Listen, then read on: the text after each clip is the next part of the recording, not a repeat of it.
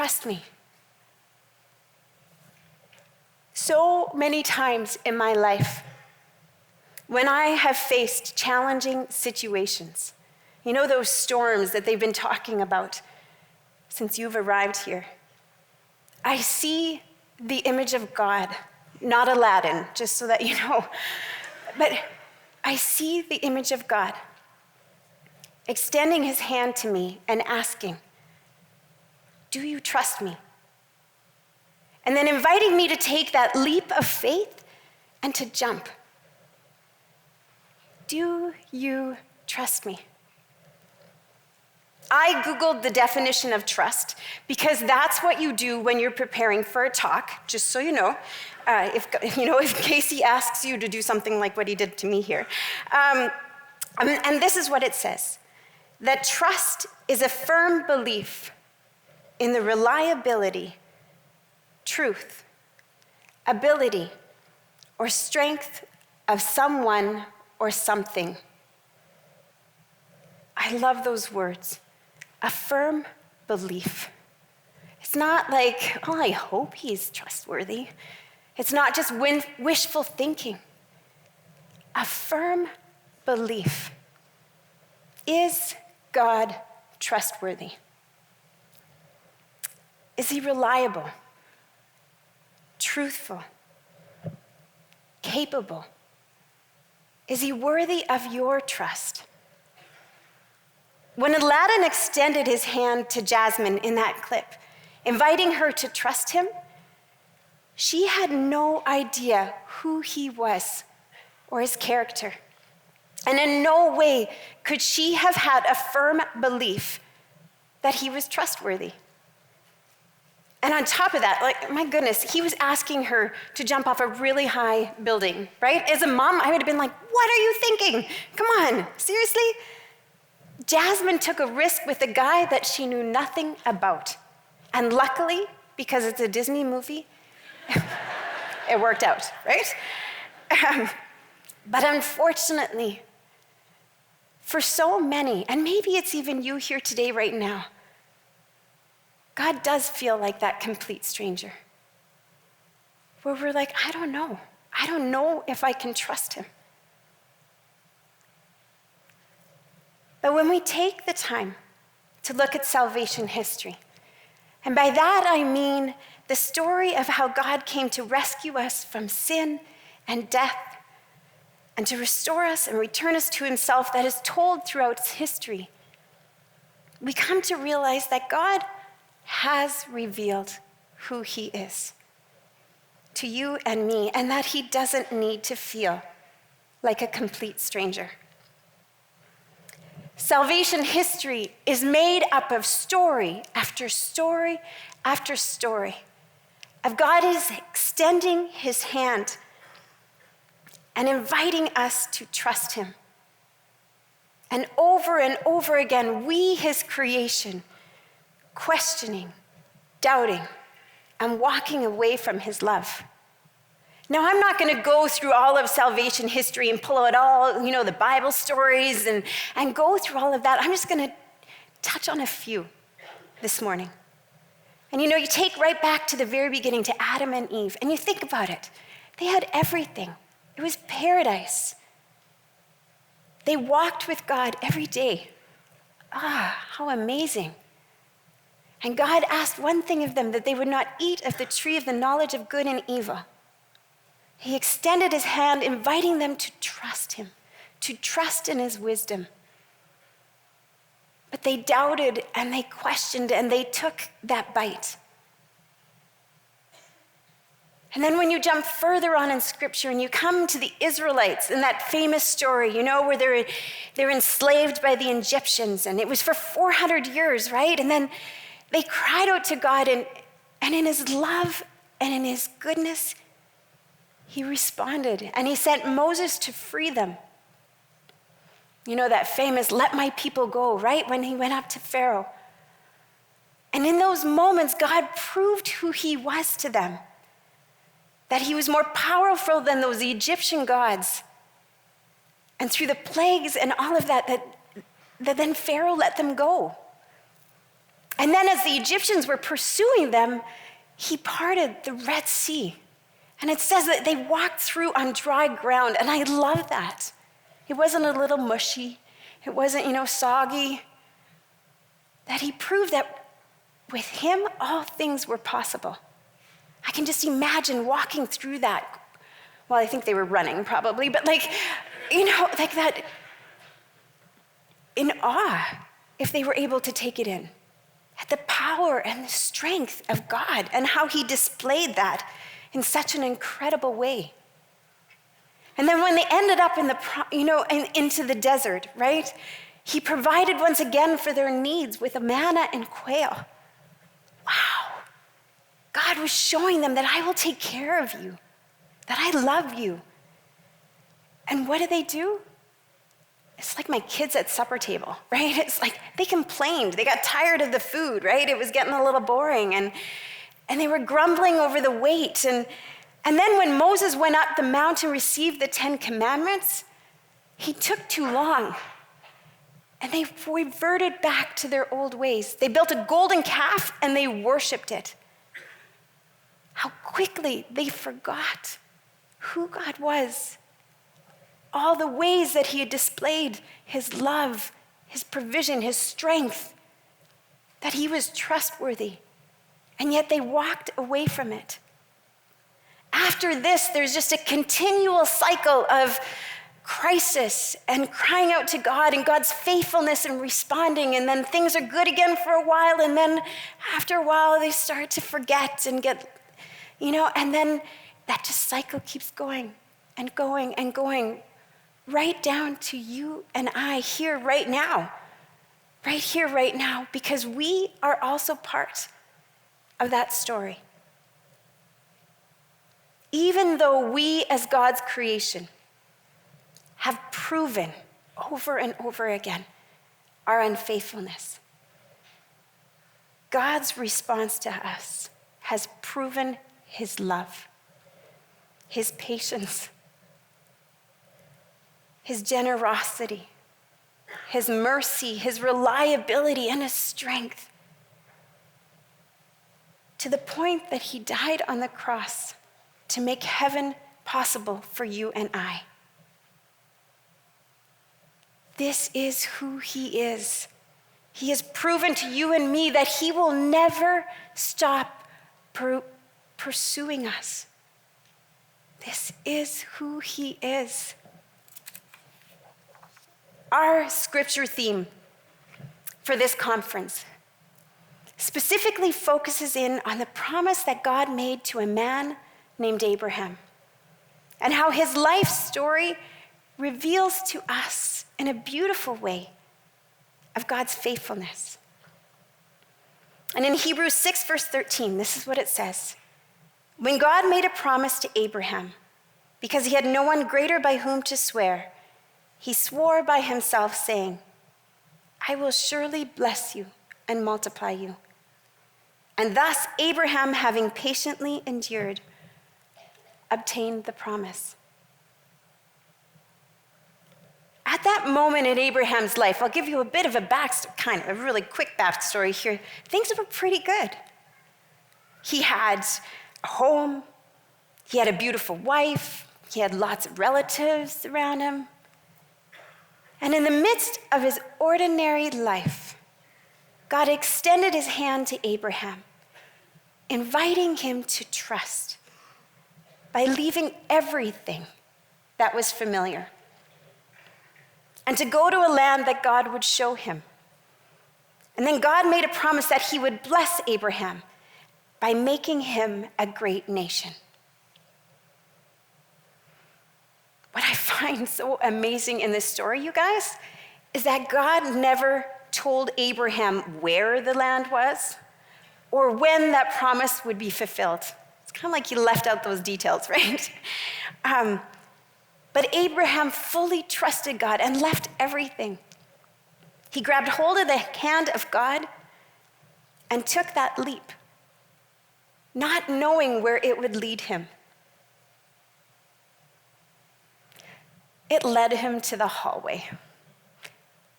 Now, you might be like, the hallway, I don't remember that. And you're not going to find that in Scripture. You're not going to look back and be like, what is she talking about?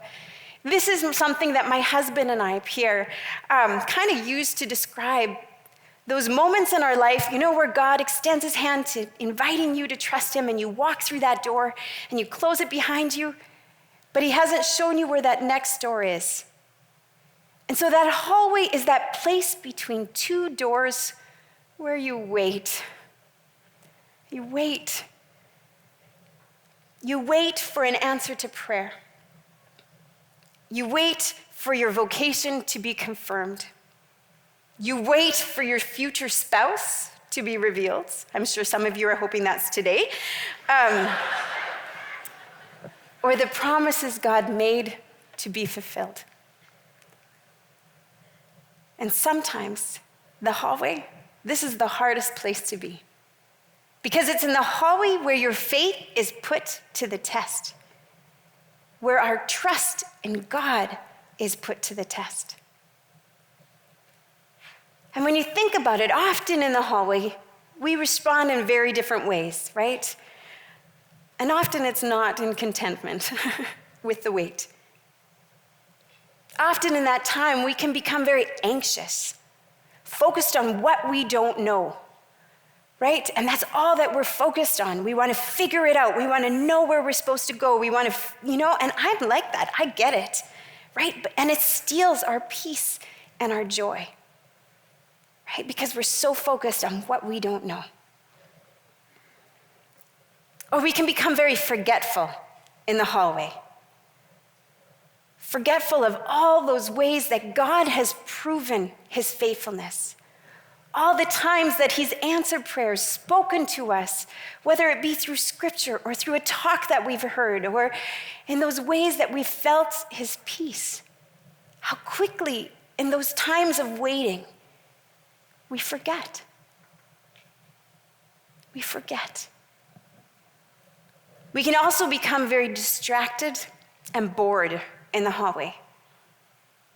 Right? You think of the Israelites in the desert. When Moses went up that mountain, how quickly they reverted back to their old ways. It took too long. How often does that happen in our lives? We're in the midst of the wait that we're like, this is taking too long, and often we can revert back to our old sinful ways, walking away from God in the midst of the wait. We can also become angry at God for taking too long, angry at God for not hearing our cries, and it can consume us.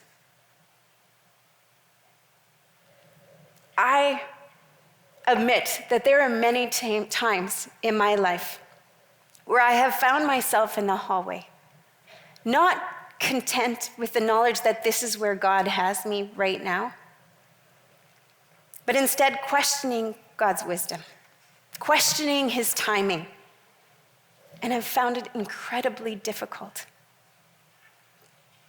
to trust him. About 14 years ago, my husband and I were really struggling financially.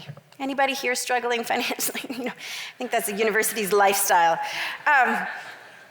But Pierre loved his job. He was actually, at the time, this was after our time with CCO and all of that, he was managing country singers. Really, you need to go from CCO missionary, managing country singers. But he loved it. But there wasn't enough money coming in to cover our expenses each month. And at times there was no money coming in. We had 4 little kids at the time. We owned a house. They were involved in ballet lessons. We needed money. And it was so challenging that time in my life. And so after speaking to a priest in spiritual direction, God bless that man, he encouraged us to set a date on the calendar. And he said, and if things didn't improve by that date, that it would be good for Pierre to find a new job. And so it gave us something concrete.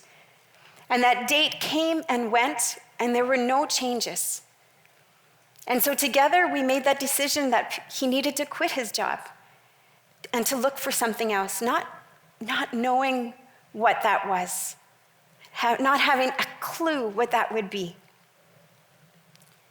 And I would love to say that I completely trusted God, but I didn't. I really didn't. I felt so out of control, and I hated that feeling. You know, when you go to the grocery store, I don't know if this has ever happened to you, and you hand your debit card, I would just brace myself for it to be rejected, right? Just like hoping. And then, you know, that little approved comes up and you're like, oh, okay, all right. And you continue on your way. Oh, I hated that. I hated that feeling of not knowing, right? And I was angry with God. I was really angry. I was constantly questioning him as to why he was allowing this to go on and on and on and on. Like, we needed money now. And my prayers were consumed with this. I would actually go, at that time, I would go to a weekly holy hour, and I would take my infant son with me in his little car seat, and I would go into the church, and I would grab a chair, and I would put it right in front of the tabernacle. If somebody walked into me during that time, they would have shaken their head. But I would put it right in front of the tabernacle. And I would cry. And I would plead with God. Lord, don't you care? Don't you care that we don't have any money? Don't you care that my husband needs a job? And it was like I was pointing my finger at him. I was so angry. And there was no peace. There was no calm in the midst of that storm. I was just angry. Don't you care? Abraham, I'm going to pull you back into that story. Abraham waited 25 years in the hallway. Really, Lord? Like 25 years waiting for God's promises to be fulfilled. And it wasn't easy for him either. He struggled with the wait, just like we often do. And at times even tried to make the promises of God happen in very creative ways. And I'm going to tell you, it didn't work out very well. But while Abraham was in the hallway, God came to him, and I love this. God came to him many times to remind him of the promises made, that he would make Abraham exceedingly fruitful, that he would make nations of him, and that kings would come from him. God didn't shorten the wait for Abraham. He simply reminded him not to lose hope in the midst of it. Not to lose hope in the midst of it. Pope Francis gave a homily in December 2016 on Abraham. And this is what he said. Abraham, our father in faith, shows us that sure trust in God does not mean we will not have moments of uncertainty, disappointment, and bewilderment. It was at such a moment, I love that, it was at such a moment that God appeared to Abraham, called him forth from his tent, and showed him the night sky shining with countless stars, assuring him that such would be the number of his descendants. It was at such a moment that God lovingly reminded Abraham. And just like he did that for Abraham, in the midst of my chaos, with our job and the lack of it and the struggle with money and my anger and all of that, in the midst of that, while I was struggling to trust him, God reached into my life and reminded me of the promises that he had made to me. He reminded me of who he was. And while Pierre was still looking for the job, I had this feeling that something wasn't right with me. I think my husband probably thinks that every day, but I felt sickly, where you just don't feel good. And even though I was a mother of 4 with nursing my littlest through the night, I felt extra tired. And then I started losing weight. And I noticed that I had a lump on my neck. And so I went to the doctor. And suspecting cancer, they sent me for a biopsy. That storm building, right? That chaos. And I remember so clearly lying on that operating table, waiting for the surgeon to come in. And in that moment, I felt so much peace. Peace that I hadn't felt in a long, long time. And scripture verses that I had memorized as a child or a young adult began coming to my mind, coming back. It's like God was reminding me. Even though I walk through the valley of death, I will fear no evil. Your rod and your staff, they comfort me. And then from Isaiah, come back. Come back and quietly trust in me. And then you will be strong and secure. Promises that God had made, but I had forgotten. Soon after my biopsy, Pierre got a job from at the University of Regina. Woohoo, Regina. Yeah, exactly. I was expecting more. But it was a complete answer to prayer, right? It was exactly what we needed at the moment, and it set my husband on a career path that we would never have thought. God knew, and in his timing, he provided.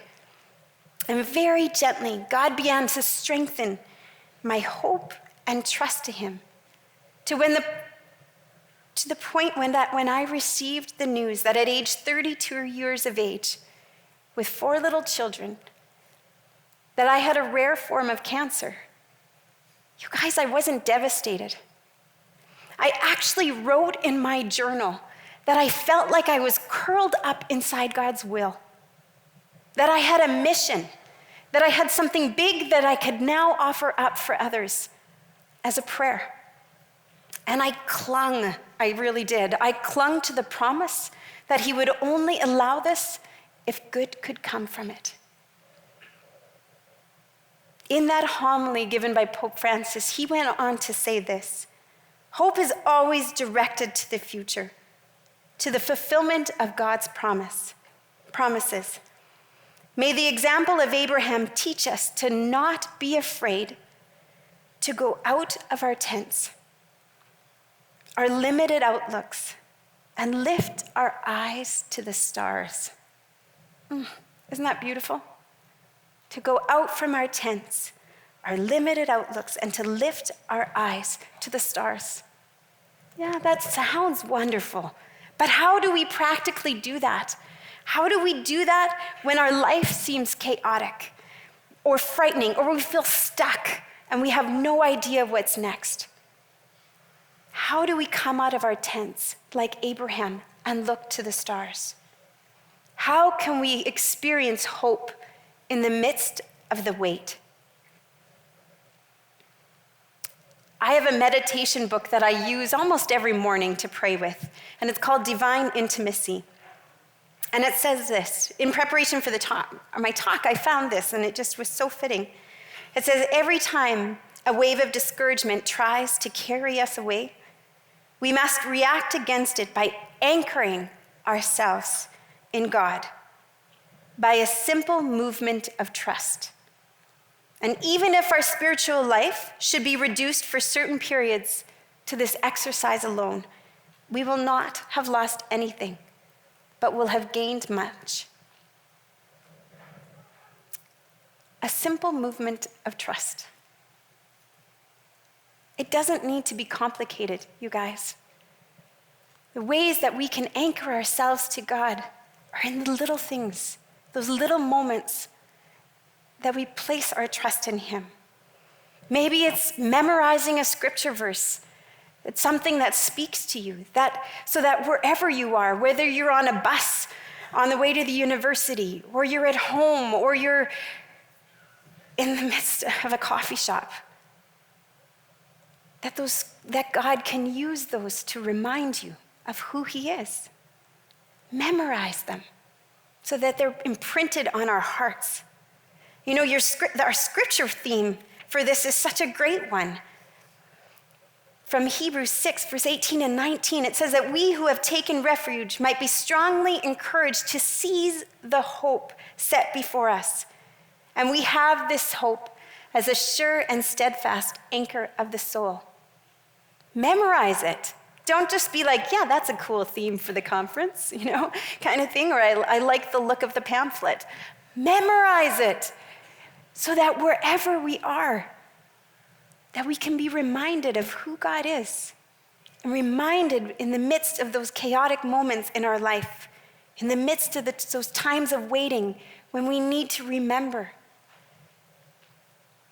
Another way that you can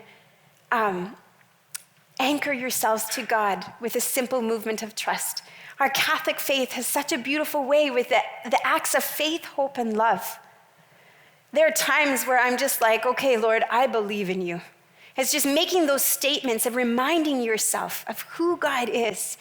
I believe, Lord, that you are real, that you are with me right now, that I am not alone. Increase my faith. Lord, I love you. I thank you for your love for me. Increase my love. And Lord, I hope in you. I believe that with you all things are possible. Increase my hope and help me to trust in you. Pray that. Cling to it. Even when you don't feel it, it's like a flag in the ground, like, Lord, I believe in you. I'm very visual, as you can see by the Disney movie, right? And God extending his hand to me. And in my prayers, that's something of how I pray, is often through images and in my mind, and I keep going back to them. And one of them that I see often in my mind when I pray, or when I'm struggling in a situation, is I imagine myself kissing the wounded hand of Jesus. And for me, it's just that simple movement of trust, where it's that, and in my heart, the prayers that go with that is like, Lord, I trust that whatever you're handing me in this moment, even if it's suffering, even if it's a struggle, whatever it is, I trust that that it's out of love for me and my soul. And it's that acceptance of it, right? And sometimes my heart's not fully engaged with that process, or my mind, but I just imagine, sometimes it's just the image of me kissing his hand, and that's all that I could get out. Finding those ways for you, those ways that you can anchor yourselves to God. And in those moments of chaos or waiting or whatever it is, those storms in your life, that you are ready, so that you, in the midst of that, can experience his peace and his hope and his strength and his love. After 25 years of waiting, at 100 years of age, Abraham's wife gave birth to a son, and they named him Isaac. God was faithful to his promise. When I was going through my cancer treatments, I clung to the promise. Like I said, that God would only allow it if good could come from it, even if that meant my death. And I offered each of my chemo treatments. I would go to the clinic, and as they were injecting that chemo into me, I would offer it up as a prayer for the salvation of souls. Instead of focusing on the suffering, I was able to focus on God and as make it into a prayer for others. And I had no idea how or when his promise would be fulfilled and that these prayers would be answered. But it was like my gift to him in that way, right? And a few years after my cancer had gone into remission, I had gone up to Saskatoon for a CCO alumni event, actually, with my kids. And we went to the event, and then on the way back, it was late at night. And so in order to keep myself awake, I invited my oldest daughter, Ruth, who's here today, yay, to join me up front to keep me awake. And I think she was maybe about 10 years old at the time. So she was pretty little. And I don't know how our conversation got started, but she began to share with me that when I was going through my cancer was when Jesus became her best friend. Yeah, oh. Because at night, instead of just rattling off her prayers at bedtime and just, rattling them off, she began to talk to God each night on her own, lying in her little bed, and began to pray and tell him how scared she was, how worried she was. She would pray for me and for healing for me. And it was through those simple conversations that she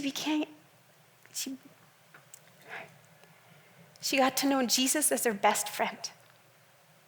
And as she shared this, I was driving the van, right? It was dark, and tears began to stream down my face. Because in that moment, I was able to see God's promise to me fulfilled in the conversion of my own daughter. Our God is faithful, and who he is gives us hope. Now, you would think that after all that I've gone through, kind of like the Israelites, the parting of the Red Sea, all of that, after all that I had gone through, I would find it easy to trust in God, right? I've got a plan. I know what I need to do. I know that God has provided for me. I know that he's answered prayers. I've seen him over and over again working in my life. Yet, it's like I have a confession to make here.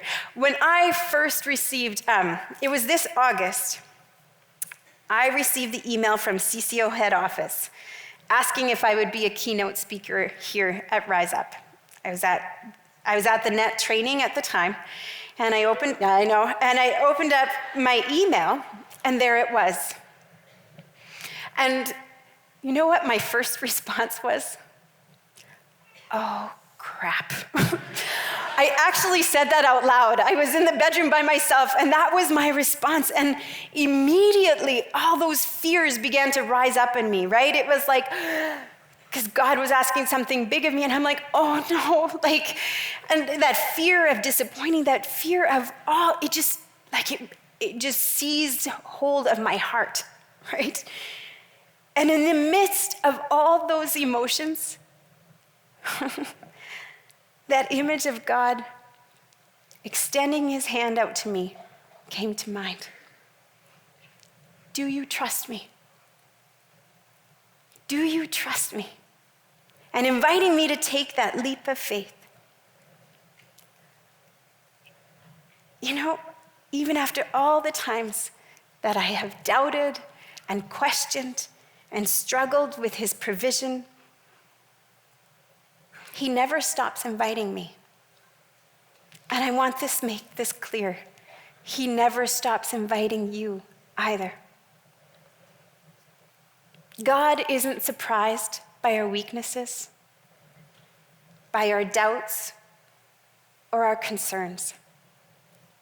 He won't throw in the towel and cast you aside when you mess up. I often imagine when I struggle to trust him, it's like I imagine myself falling flat on the ground, right, in the dirt and the mud, and just like that utter sense of defeat and discouragement. And in a sense of disgust with myself, like, oh, I did it again. And instead of God standing over me and saying, like, Laura, seriously, after all that I've done, you still don't get it?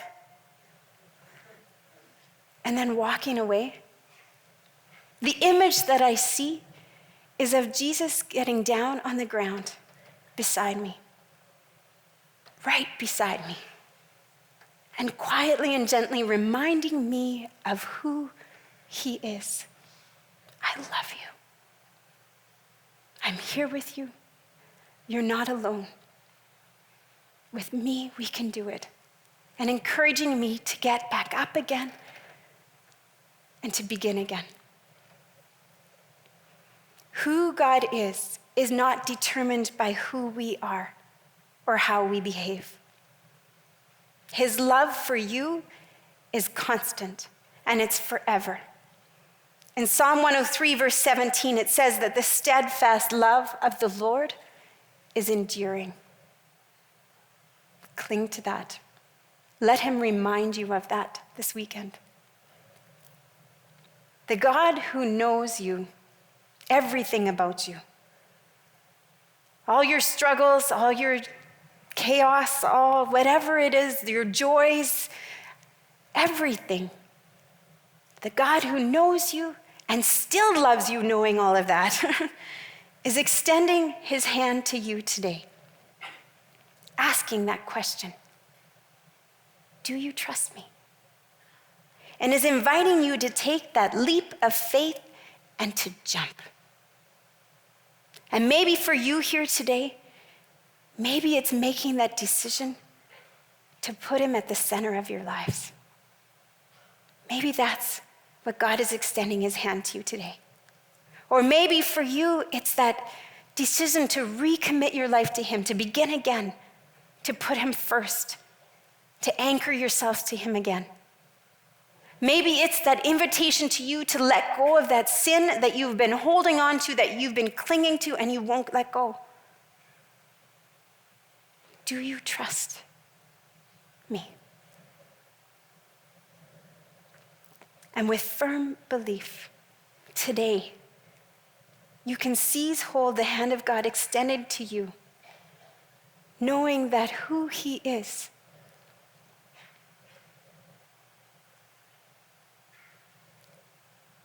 will give you the peace and the strength that you need, and that with him, all things are possible. That is a promise. Thank you.